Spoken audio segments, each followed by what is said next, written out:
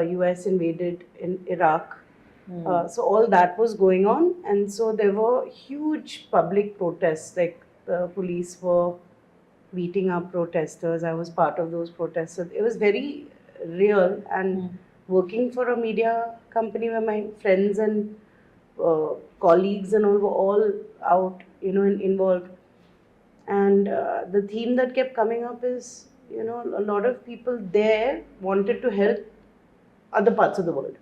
And so what ran in my head is that, but I'm from there. I should go back and do something there. This is a forward economy. They don't need help. Like, I want to help my economy. So eventually, when I got also tired of waiting for the green card and, being a bit young and naive, and I actually thought, if the government doesn't want me, then I don't want the US government either. What a thought. So,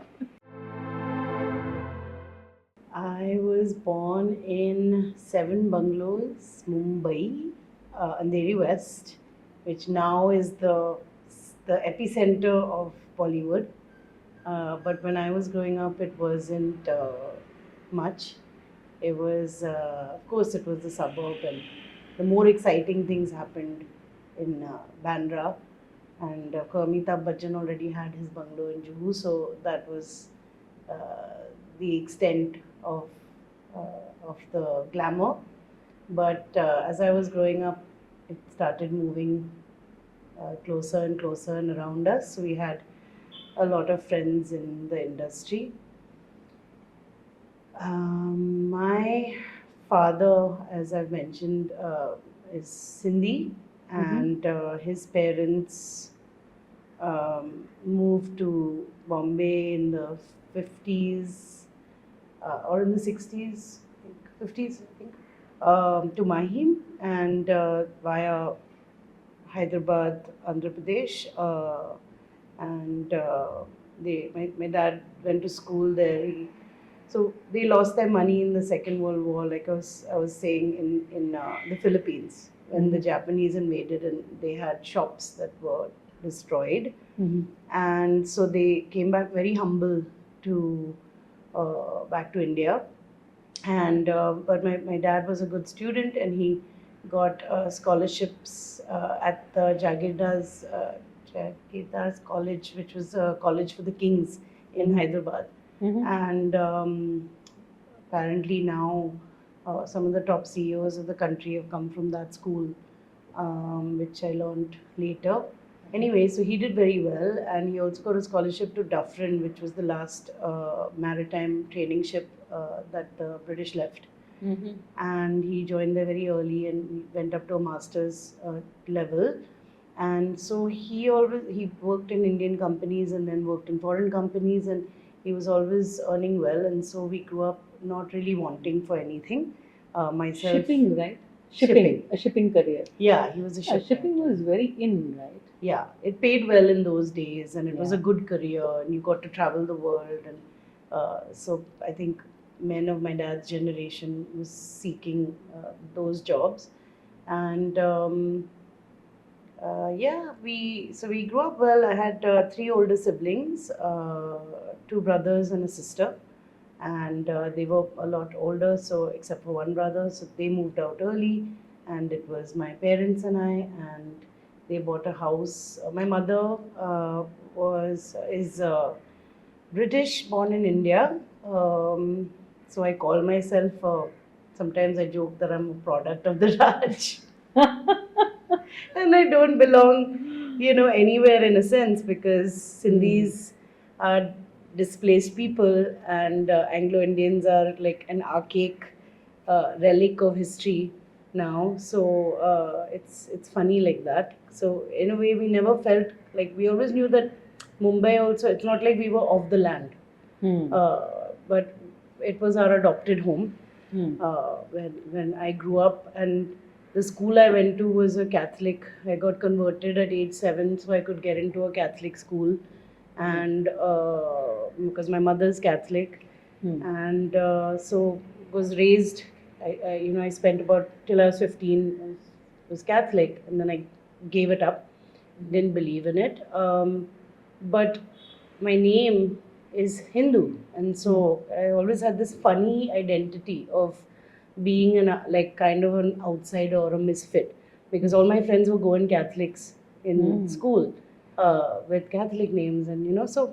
But at the same time, because my father worked abroad and my mother raised us, we were raised very Catholic and Western. Yeah. I didn't get the other side. So I was like them, except for in name or whatever. And so I had this kind of odd upbringing.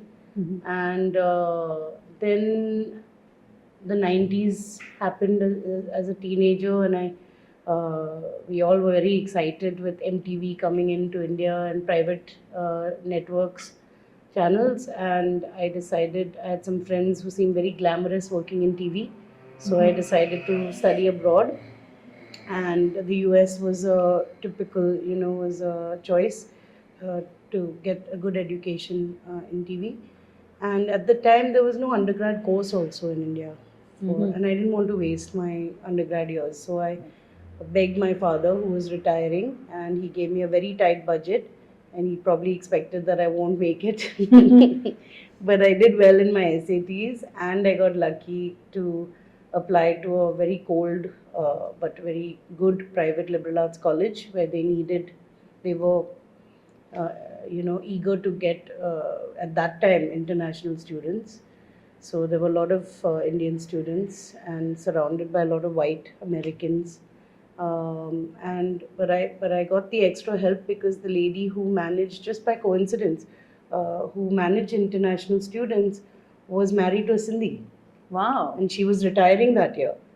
And she saw my surname and said, I'm going to give this girl an extra push. And so she gave me a massive scholarship, and a loan, which they stopped the year after that. Wow. So I was the last of, and so I was able to afford a very good education, and I worked part-time jobs at school, and I was very enriched by the education I got. And but also, we were talking earlier about how your childhood sets you up for a good life, and I think my parents were very open-minded and liberal, and my mother was a strong woman, which helped. Were you visiting India when you were in your Every college? year. Oh wow. Okay. I always was homesick and missed home and missed my family, and so I would come home every summer holiday. And what was the difference like when you were outside at that time? And how was it? Was it a big contrast when you used to come back? Massive. I mean, the first year was a big adjustment, because I was practically coming from Goa, which it felt like, was our second home. My parents bought a house when I was 8 here, and so the heat of Goa, and then as soon as I landed there, after a couple of weeks, started snowing, and I'd never seen snow before. So that massive weather adjustment, and where I was Minnesota, which is the coldest parts of the US. So not only did it snow, but it snowed like 5 feet Wow. above the ground, and so much so that we could ski on campus. I mean, it was extremes. And you were prepared that with Not all at your- all. In fact, one night I went on a drive with a friend and some other friends, and he didn't know how to drive properly, and the police pulled him over for being too slow, and he got scared and opened the window, and then he couldn't put the window up. So we were driving with the window open on the highway. I got almost hypothermia.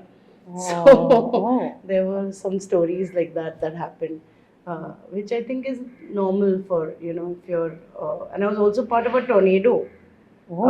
In my final year, we had a level 4 tornado, which is quite a strong tornado. And I thought it was a joke because the movie Twister had come out a little before that. And he said, oh, we've seen this in the movies, but that doesn't feel real. But when it happened, we were, all the trees from the campus went overnight. I mean, in that span of 15 minutes, it felt like it was out of a movie. How you see the crash scenes in a film. It happens so quickly, and trees come through windows, and everything was It was during the gone. day or was it in It the was night? about 6 o'clock in the evening. So you were home at that time. Yeah, yeah. In fact, it was lucky that it was spring break time, so most of the students weren't there. But we international students were there because we had nowhere to go in a span of 4 days. You're not going to go too Yeah. far. So there was just a bunch of few people on campus, and it was so bad that they had to evacuate us that night. And the National Guard came out, and we were sent to the next town and given toothbrushes and ended up living there for a few weeks. And when we came back to our campus, we didn't have classrooms and all. It was all makeshift in our last year. So it was a very interesting experience to see how they, behave, and how different things are in a huge catastrophe, like natural disaster like that. So interesting things happened. So you were coming during your breaks to India, and so what is it that you were doing at that time, and what is it that you were missing? Living there, and you Right. used to ensure that when you're here. I had a very fun time in my teens, going between holidaying in Goa. It was paradise Oh, here yeah? at that time. For a kid from Bombay, to be honest, the parties here and the nightlife and the fun for a teenager is something else. And we so that joy, that is something that, of course, there I went, in fact, to get away from this. It was almost like uh, it was here. I was in the unique place where my family allowed me to go out. A lot of girls in my college and all were not allowed. And I wanted an education, and the colleges at that time, I don't know how they are now, but Mithibai, well-known college in Bombay, Bombay, yeah. my 11th standard, for example, I left and went to Sapphires because I didn't have to attend. I barely attended, for a few days. The popular spot in college was called the Lukha Corner, in the canteen where Hrithik Roshan used to hang out. I mean, he was my contemporary. It was like that kind of thing. I wanted an education, so I went to Sophia's, and at least there they had teachers coming to classes and taking our, learning something. But I wanted more, and that's why I left. But why I came back was I felt 9 months, away was enough, and I guess I was attached to my family and attached to Goa, attached to India. Uh, Bombay wasn't such a crowded and loud place yet. I mean, it had started. I blame Lokanwala. At least as far as our area goes, Yeah. things changed when those massive buildings and all came up. So anyway, yeah, I was one of the lucky ones, I guess, who made an effort, made sure to come home every year and be in touch. Yeah. So Minnesota was how many years for you? 3 years. I had done 1 year here, long distance course. They were nice enough to I was able to transfer my credits there. Otherwise, normally it's 4 years. Okay. So equipped with whatever you got, what was the next thing for you then? I got a bachelor's in communications and theatre.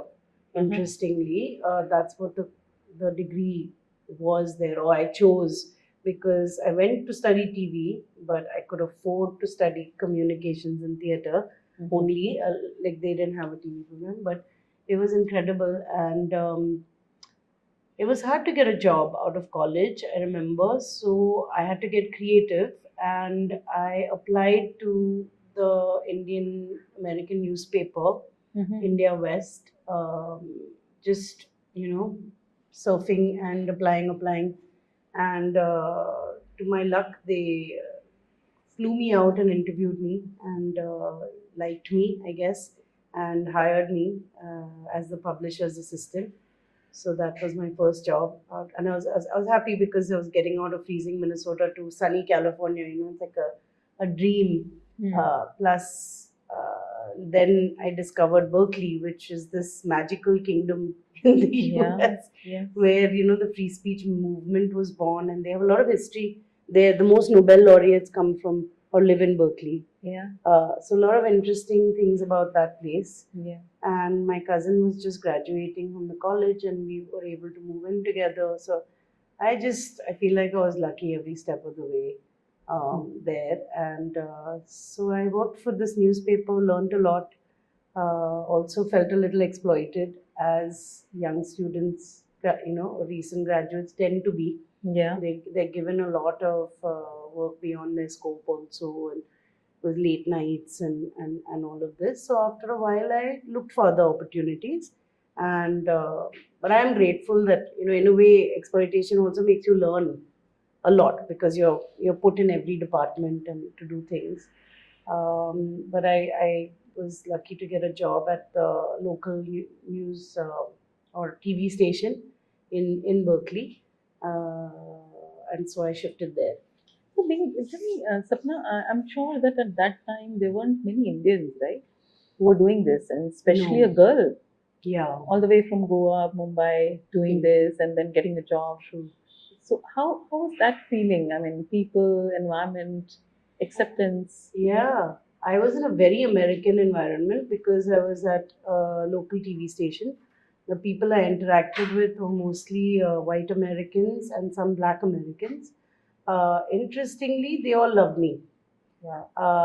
They would point out I had an accent, and in my head, I didn't have an accent. But then slowly I realized they're right, and I started appreciating the fact that I do sound like I have a typical Western suburbs Bombay accent, and I know now because when I hear people who sound like me, I get excited because they're from where I'm from, and that is unique. So that was interesting, but yeah, I think somehow because I was Indian, the black people like me because like okay, you're a person of color. The white people like me because I guess I didn't like I wasn't. I think because my upbringing was very international, it just so happened that one is my parents are interracial. Secondly, so I'm like I guess by the strict definition Anglo-Indian, like kind of half half. And then my elder sister married a Palestinian because she met him when she was in Emirates, being an aerostess as a young woman. And my brother met a Swede. So this is before I moved to the US. So I was very exposed to Scandinavian culture. And it just so happened my college was a Swedish American college. So I got along really well with the Swedes and, all these types of things. And so culturally, like I've always got on with people from all over the world very easily.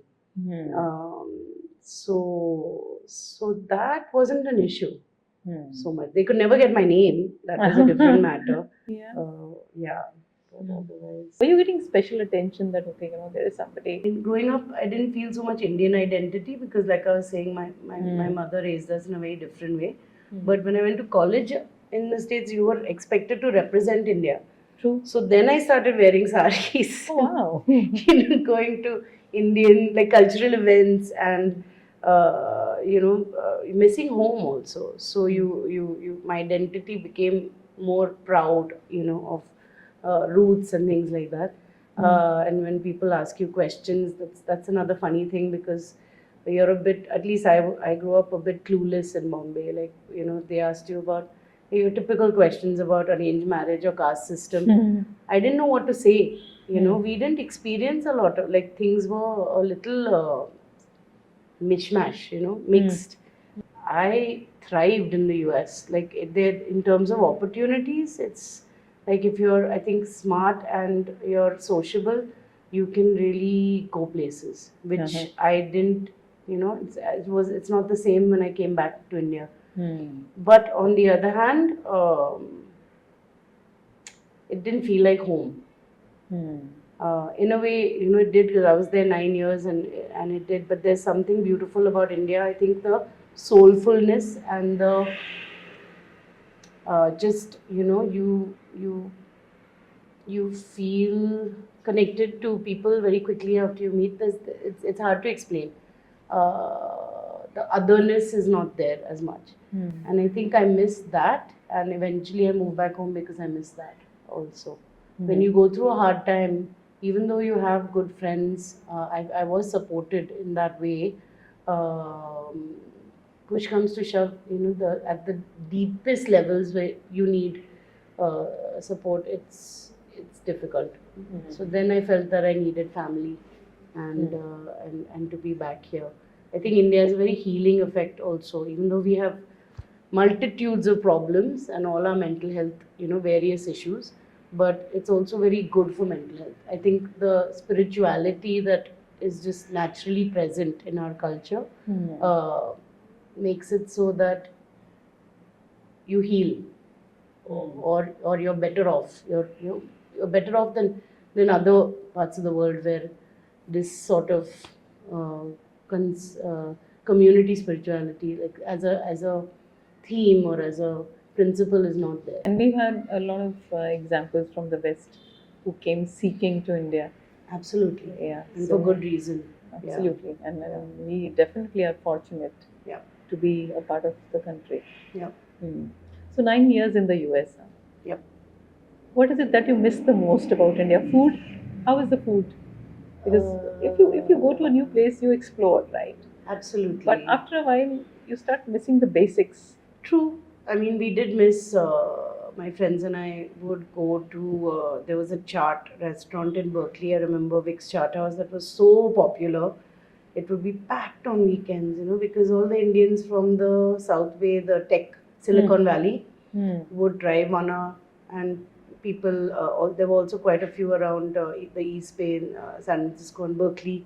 So it would, it was quite good, quite authentic. So that's where we would get our fix. But otherwise, at that time it was still few and far between. It wasn't so easy to get.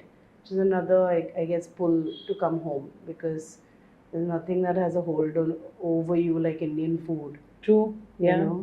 Yeah. That's right. Yeah. Yeah. And I think for all of us, it's like something which satisfies your soul, and that's the food, right? That's what it means to you. Yeah.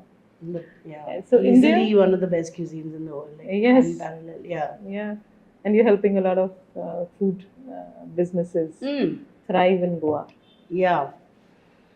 Yes, now all these years later, I didn't realize that food would ever become a sort of career thing for me. But I ended up, I mean, I guess because I love food, I was very good at sort of judging food and places also. And I guess I was able, because I had this international um, experience and exposure, and of course in San Francisco, living there for so many years, I ate at some of the best restaurants, and then traveled a lot around the world, also to Europe and all over the US and Canada and Mexico and all those parts. And I think I got a good sense of international food, and so I was able to consult restaurants here. A lot of them were international, different cuisines. Because they were initially a lot of like foreigner run and places and things like that. So 9 years when you came back, what was that one thing which was the biggest pull for you to come to India? Biggest pull? Yeah. Yeah, I was working for this community media center, and yeah, that was interesting what you told me. Yeah.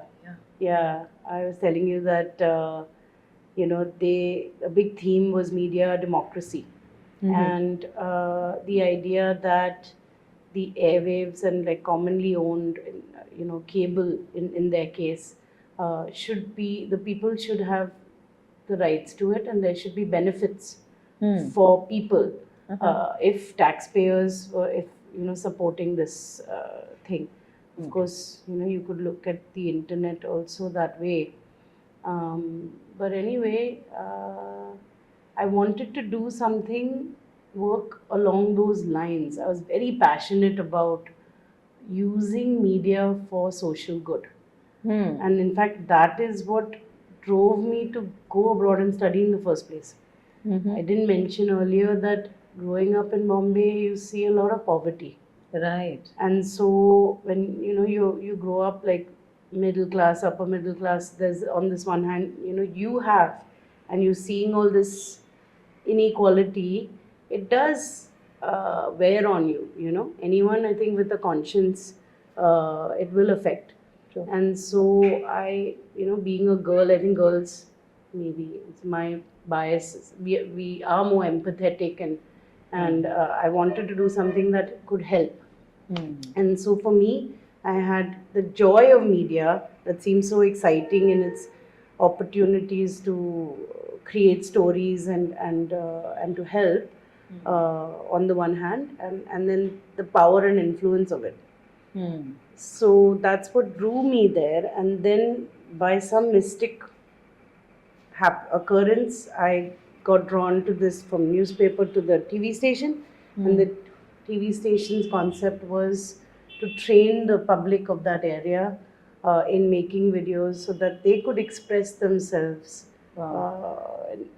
in whichever way. So we had people doing shows on religion, we had people doing shows on sexuality, we had politics, we had across the board. It was a free speech channel. Wow. And I thought that was so beautiful. So very inspired by a lot of things when I worked there. And so what were you doing there, Sapna? I started off, so it was a small company. We had maybe 5-6 people working there. So I started as the assistant and I ended up as the manager under the executive director, who wasn't really around. So it was pretty much me. And I used to run some classes also. So we had TV studios and a camera lending library and the channel. So it was multi-pronged. And I used to run everything pretty much. The facilities, the space was a big space. So it was a wonderful job. And I learned a lot about media and storytelling, and on the technical front and the creative front. And I wanted to come home and do something, because living in Berkeley, which is like a very left-wing liberal part of the US, I participated in a lot of protests. And at that time, the Twin Towers came down and the US invaded in Iraq. So all that was going on, and so there were huge public protests, like the police were beating up protesters. I was part of those protests. So it was very real. And working for a media company where my friends and colleagues and all were all out, involved. And the theme that kept coming up is, a lot of people there wanted to help other parts of the world. And so what ran in my head is that, but I'm from there, I should go back and do something there. This is a forward economy. They don't need help. Like, I want to help my economy. So eventually, when I got also tired of waiting for the green card and being a bit young and naive, and I actually thought, if the government doesn't want me, then I don't want the US government either. What a thought. So I was that childish, and so I said, I will leave and go back to my country. And I came back in 2006 with big ideas, and ended up working for. It was good in a way, because I'd never worked for for-profit media companies. So I started working with giant, big, companies like Prime Focus, which now is one of the biggest VFX companies. I think it's bought over by Reliance, to UTV later, and Only Much Louder. All these, I was, because I guess I was qualified and I also knew people, I was able to get all these nice opportunities. So it was interesting work. I always loved documentary format more.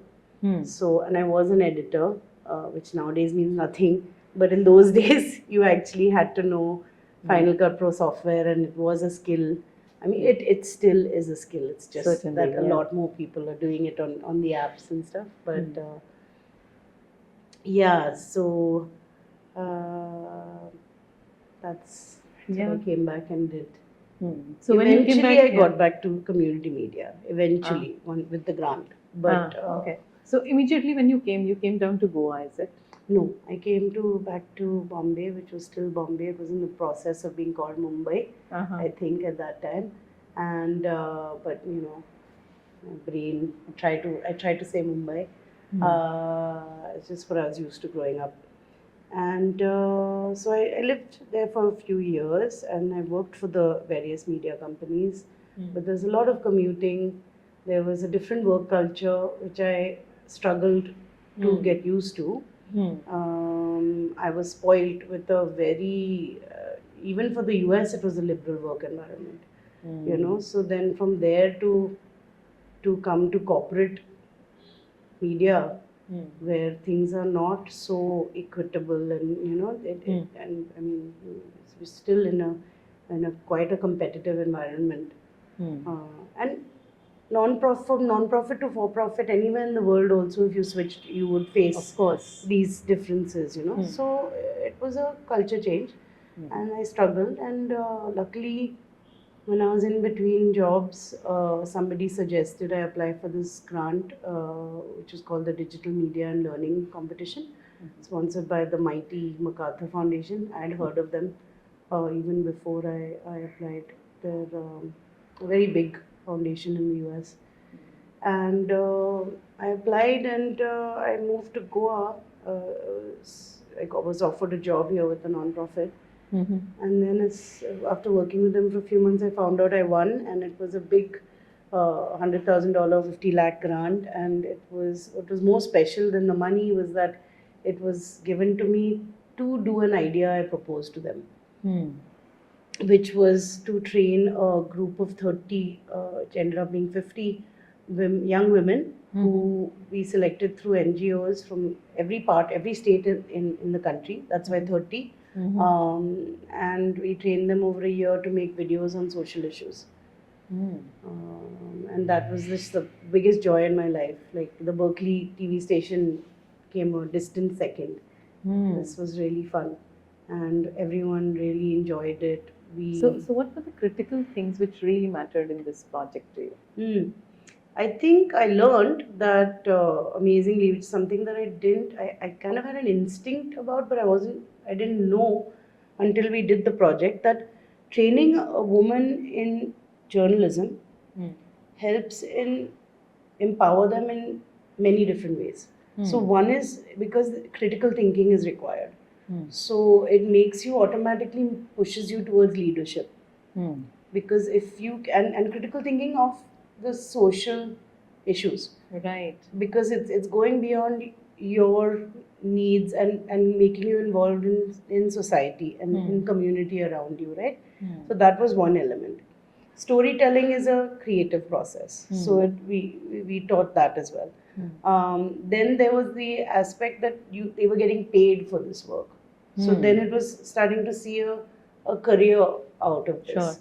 And that in itself, a lot of the women, of course, opportunities for young women in rural and attached to NGOs are few, are limited. So there were all these things that we weren't experts, we were not experienced in media, experienced in training, but not experienced in human development, for example. But by doing this, realized that, because the women then later went on to achieve such great things like full scholarships to the Czech Film School, or careers in INGOs, or they would report back to me. I stayed in touch for many years. All the great things that they were able to do, and we won, even during the project, we won International Film Festival awards and some other honors like the Stockholm Challenge and Manthan Award here in India, and various things like that. So I knew that we were doing well. In fact, actually the biggest honor was, I forgot to tell you yesterday, was that the second year the foundation called me back to present about my project. And that year it was the event was being co-facilitated by Obama's uh, Michelle. by no Foundation. Obama's sorry, the government at the time, Oh, and okay. he had for the first time he had a member of his cabinet which was the chief technical or technology officer, who happened to be an Indian Oh. American. And I went to this event in Washington D.C. and got to shake his hand. So I felt very excited about that. But it was a great honor to be presenting in Wow. that environment. Yeah. And it's because they really liked the project and how it turned out. So there were maybe some 30 projects and only like 3-4 were selected. So I knew that we had done well. And it's because I came up with the idea and then I was very passionate to bring that idea to life the way that I had conceived it. It worked out really well, thankfully. So yeah, that's. But I wasn't able to continue it as I mentioned, and it was a lot of money in those days to give to put in a non-profit context to train women in media. We have so many problems. Very hard to raise money, and I found that fundraising also comes with its own politics, especially international fundraising. Like a Goa-based, we later formed an NGO in Goa, but no one would trust a young Goa-based NGO because there's a lot of distrust. And so all of these things were there, and I was asked for a bribe by the income tax official, and that was the last straw. I said, I'm out. So, but the good thing was that I got that scholarship to the Indian School of Business, Goldman Sachs 10,000 Women program. It's called. It's a wonderful program that trains women entrepreneurs in like crash MBAs. And it opened my eyes about business, and I was determined to become an entrepreneur. And I wanted to prove that I could earn my own money before I go off and mentor any more women. Oh yeah. Yeah. So yeah. You do what you preach, right? Mm. Yeah. Yeah, because I felt a greater sense of responsibility after Yeah. training these girls for like a year. And I said, if they look up to me and I don't have my stuff together, Yeah. I said, I need to first do it before I preach. Yeah. And I figured it can't be that hard. Turned out to be a little hard. Yeah. But yeah, it took some time. But I was always very lucky and privileged that whatever I put, it worked out. Sure, struggles are there. Yeah. It's not easy to run a small business in a rural economy. Is something I've realized. Which Goa, although it's become urbanized in the past 10 years, it's still rural. Like we're not it's not a metro yet. Yeah. And the time when I was setting up, it was not a metro. So I found that what I took for granted, market, for example, in Mumbai's, if I had done my company there, it would have just blown up. But here, the same thing took maybe thrice as long, or it stayed like it was more of a struggle. Making money is important, right? Yeah. And there is no other way to supplement that. Unless you make money, you'll not be able to even address your basics, right? Yes. And forget about inspiring anybody. Right. Nobody gets inspired by people who don't make money. Yes. As simple as that. Yeah. Success is always inspiring. Right. Failure is not. Yeah. Yeah. So coming to the entrepreneurship and the program that you did before ISB and after ISB. और अगर कोई बाहर से देखता था सपना को तो उसको क्या लग रहा था? I think the confidence, that it gives you to be around other women who are also running multi-crore companies, for example. Yeah. That inspires you like nothing else. That anyone can really do anything. True. The limits are in our imagination, and we're fed this story a lot of times. If you buy that story that, oh, as a woman you have the odds are stacked against you, things are tough, the economy is this, you're here, all of those things, right? But when you go out and you meet women who are doing things, you realize that Yeah. you actually can do, whatever. It's just a change of perspective. Hmm. So, and then arming you, I mean, with good education, Hmm. especially, business was something that I was just conditioned not to like. It seemed boring and technical and numbers.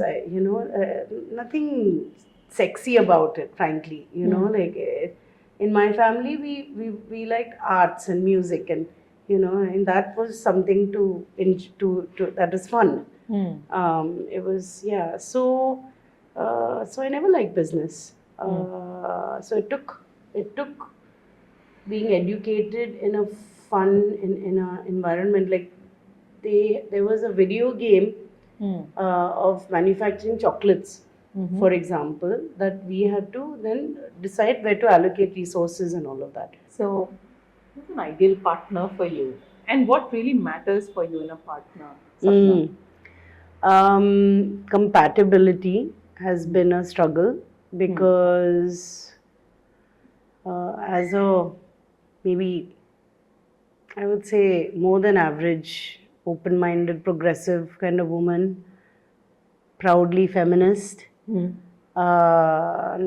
First of all, there itself, like not every man is, a lot of men are, able to be open minded enough for, but I have a sensitivity to that, first of all. Secondly, I think I'd like someone from my same background. So someone who like raised in an urban area or cosmopolitan. I find that when that's not the case, then the match doesn't happen. What's the most important thing which matters in a partner? When you say compatibility, Most important thing for me these days is emotional availability and emotional security. Because first of all, I find like a lot of men, if they've been hurt with a relationship, they are not so open to being hurt again. They play it safe. Women tend to, I think, are able to be more resilient where emotions are concerned. They get over it and they still, like seek out love. again bring their best again, yet again. Yes, yes. Even if they will fail, or even if it doesn't work out, they'll still like want a partner.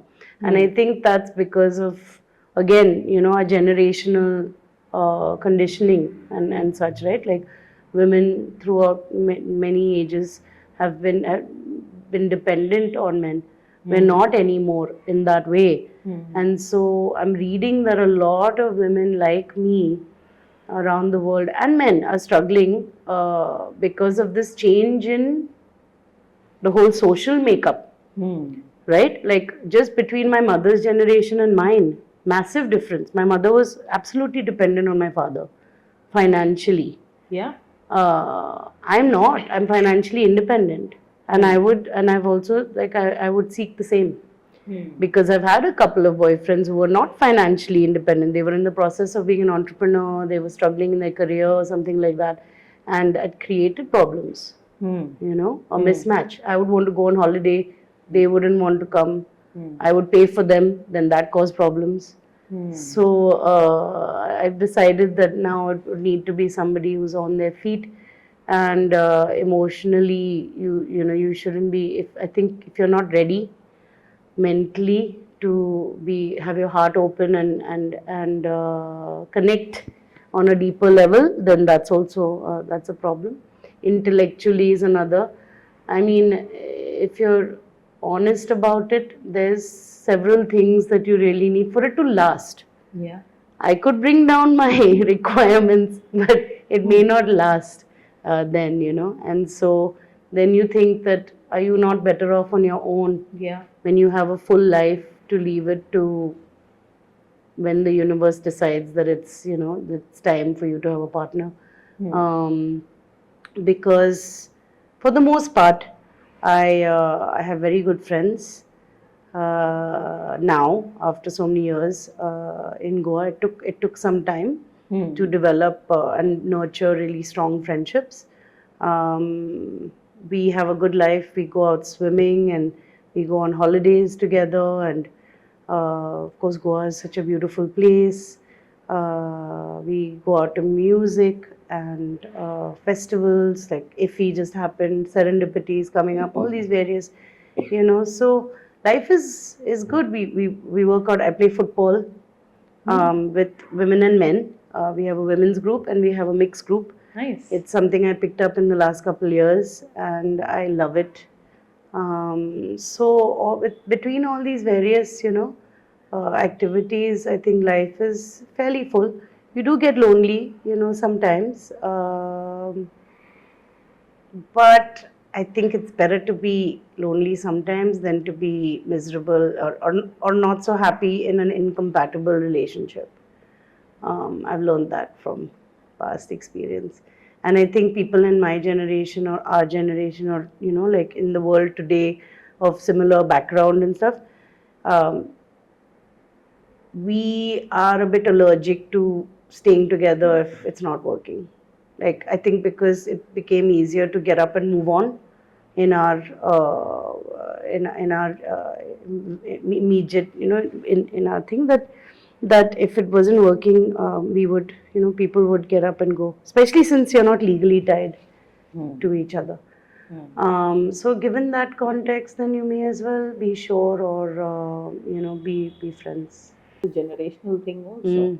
If you look at your Yeah. mothers, it was not that they were less capable No. or they were less in any way, Yeah. right?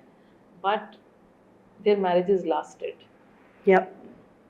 There was a need There was also. a need. So that financial dependence. Kept them together. Yeah. Yeah. I mean, I'm sure there was love. There was, there was love. Because there was also less exposure to the outside world. Yes. So there's less opportunity to choose a different way of living. Yeah. There's a need also, and then love also grows. You're married to that person for so long that you want to then see your life through. But for example, I recently had an uncle and aunt who've been married a long time, who moved here, and then they broke up, after like some 40 years of marriage. And so that shows you, again, now I think even at that age, it's becoming more possible. Now, if people are not happy, they're saying, we might choose to be on our own, because maybe the community needs to be involved in your life, like knows what's better, has collective wisdom. So there are positives about that also, but we've seen a lot of negatives also. So I think it's an evolution if you really look at it, how things have changed because there are multiple factors which have played to that, right? yeah, It's independence of the woman. yeah, It's the woman has gone out. Now she has her own mind. yeah, Dependence was creating that, I think, limitation in her mind. a lot of times men also suffer more than women. Yeah. They're saying, because they don't have as many resources. Like women talk to each other. Yeah. Like we can spill our guts. Yeah, and make it Everything. miserable for the other person also. We talk, but Yeah. a lot of times men are not sharing so much, not being so vulnerable with each other, right? So I feel for them as well, But the general consensus amongst a lot of feminist thinkers and like people I read like on social media and all are saying is that a lot of women also in our generation are working on themselves. Like they're putting a lot of work into self-development compared to men. So there is a bit of a gap happening where, and I think it will change in the coming years. But for the moment, a lot of women like me struggle to find the compatibility that we're really like looking for. Yeah, and I think it's also about the timing. Yeah, What's important at which stage? true. So sometimes you're busy catching up with your work. Sometimes Yeah. you're busy actually building your self, your I- business. Yeah. Yeah. I really don't. I mean, hats off. I don't know how women do it. Like to have a family and a career. I wasn't able to. Like I wouldn't have, even if I chose not to, I wouldn't have been able to, because I really felt like having a small business in an environment like Goa was my baby, and it took a lot of like rearing, and I wouldn't have been able to. Maybe, I mean, if a partner really helps out, perhaps, and if the kid is, there's a nanny and boarding school and all the help possible, but it's hard. It is, and I think as women, perhaps for us, we want to give our best in everything. Mm. We do not want to compromise. Mm. So whether it is your family, whether it is your children, whether it is your work, you do not want to compromise. Yeah, true. I mean, we have high standards, and also, frankly, I see a lot of women who grew up like me, and we are more selfish, and not in a bad way, but our needs are more, in the sense that we were raised to, like entertainment was a big value. So since I was a teen, and so women of my age in their late 40s, there was a lot of, like, say, going out to meals with your friends, going out to listen to live music and having a drink. These are very commonplace things that we do, and that give us joy, and that we need for our happiness. So a lot of times, like, women are, and also when you're working and you want to, de-stress and do all these things, so we prioritize doing these things over having kids. Like many women have also done that. So for me, it was always my work identity was first, and that also I learned is common to a lot of women, because again, when your fathers have been a little bit unavailable to you, I noticed this amongst a lot of my female friends, that you end up needing to prove your, you need to achieve for approval, for your father's approval, and so we become workaholics. We work a lot to prove ourselves. So I was doing that initially in my career, until I realized, like, wait a minute, am I seeking approval, or I'm doing this for myself? And eventually I started doing it for myself. I stopped running so hard. I slowed down a bit, and I was doing only to the extent that I feel necessary. But I noticed a lot of my friends are doing, we would start talking, and that's how we learned about this. So work identity was first and foremost, and that means when you study, and then it takes you 10 years to establish your career. By that time, your biological clock has finished. So how do you do it? In the modern world, it's very hard to balance everything. Yeah, you're right. Few things were easier earlier. Yeah, we had more systemic support, perhaps. Yeah. You were expected to. Those expectations are changing. Mothers were not working, but I think they were multitasking. They were. They were multitasking, and they were giving their best to it. Yeah. So all the social responsibilities, Yeah. all the raising of the kids. And it's not easy to be the emotional backbone of your husband, your kids. I think a lot of mothers bore the brunt of that also. Give me work, I'll do mindlessly. But give me emotional labor, that has more weight also, no? And women tend to be the, yeah. So if you look at it now, the journey so far, and the journey when we say going ahead, what are things which are really, really important to you today? Yeah. And they matter. Yeah. While they weren't as important earlier. I believe in in Maslow's hierarchy, of needs. And so he says at the bottom of the pyramid there's security. So I worked hard to build my security independently, because I could never fully trust that, okay, even if a partner comes, I can't guarantee he'll always be there. So I have to be fine on my own. So the security was number one. Then it came to I think health, and there's some other like things that come in the middle. Love comes in the middle, which still working on, and then finally self-actualization.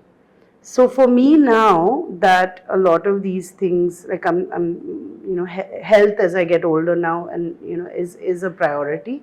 Always has been, but I found it easy to push it aside and focus on work, because work always came more naturally and more logically to me, and health was a struggle. So, but now I want to prioritize that. And then the self actualization part. I always wanted to do social work, but I was held back by survival. So now that I've come to grips, I've established what I needed to security wise. Now I am involved in some awareness raising efforts towards the environment in Goa. And I've just started, and I'm also doing a creative project with a friend where we're putting together a show of monologues, and it's about Goa and identity. We're putting together 10 monologues in a show, and we meet, we're building a group, we meet every couple of weeks. So creative pursuits, which I've been missing beyond work. Work gives you some joy, but when you've been doing it for a long time, you need novelty. And so now I'm able to do things like that, and that's what I'm looking forward to. And then just earning to travel. Since I don't have kids and a partner, that's something I can be selfish and I can enjoy, and I'm looking forward to more of. I'm sure that everyone goes through certain situations, right? And all situations are not the happiest ones. No. So कभी ऐसा लगा कि मतलब like ये तो मैं I can't survive. So I think the first sort of crisis, maybe quarter life crisis, came when I was in the US and wanting to come home. Everyone said, "Don't do it. What are you doing? How can you leave a green card?" All that, and but I wasn't emotionally in a good place. I had gone through a breakup, and my friends there were not able to help. I wasn't getting. I wasn't happy. I think no matter how good your situation, when you have done it for a while again, and you need novelty. That's the nature of the human experience, I think.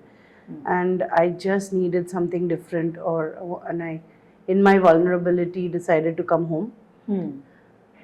So that was a hard decision, and change of a crisis sort of at that point.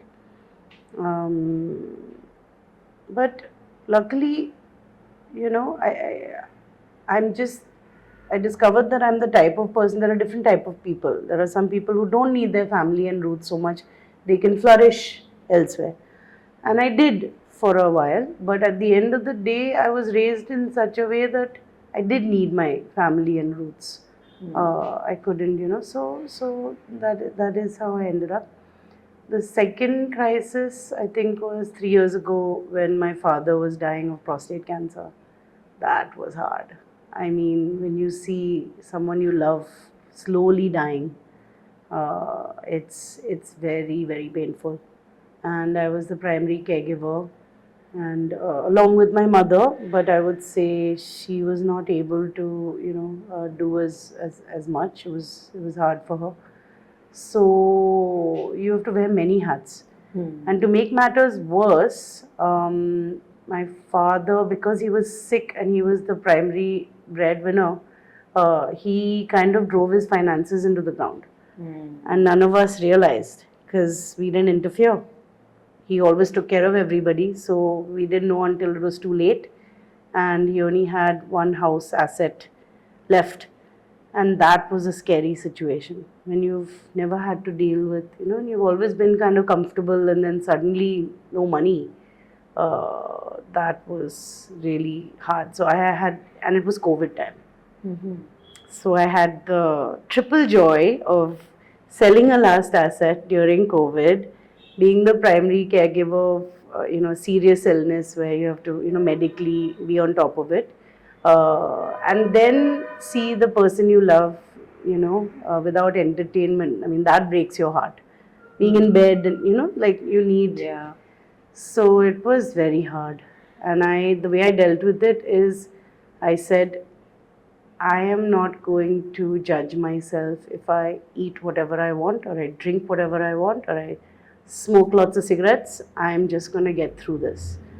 And that's, that's how I did it. My health took a toll, but I sold the house, made sure my father knew my mother would be okay.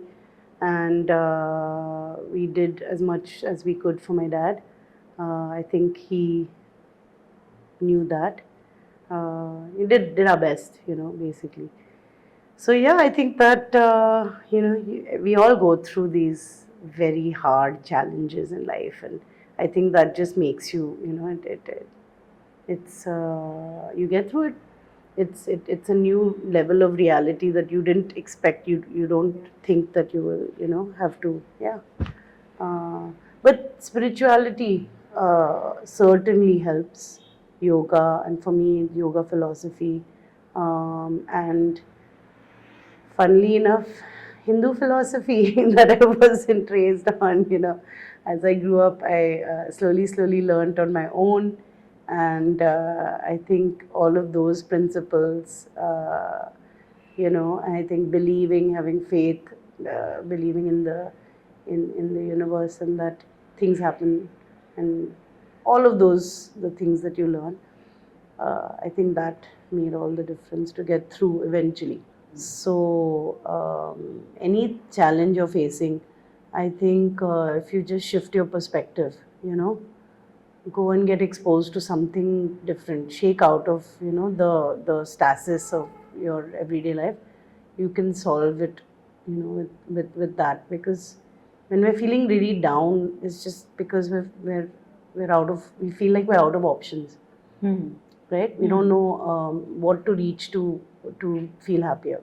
And I think if you just shift your perspective, some idea, some way forward will come. How do you do that? Travel. I honestly think travel is the best way.